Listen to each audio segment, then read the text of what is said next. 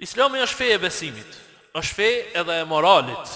Islami synon të rregulloj 3 aspekte kryesore në jetën e njeriut. Cilat janë ato 3 aspekte?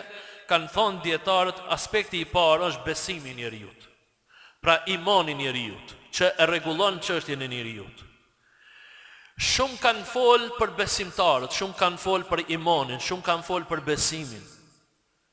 Sepse dietarët apo njeriu që ka logjik të shëndosh, njeriu që është i logjikshëm, i vëmendshëm, ndaj asaj që e rrethon, ndaj asaj që mediton, ndaj asaj që e sheh dhe ndaj asaj që nuk e sheh dhe që e di që ekziston, është problem me mendu se mundesh mos me besu.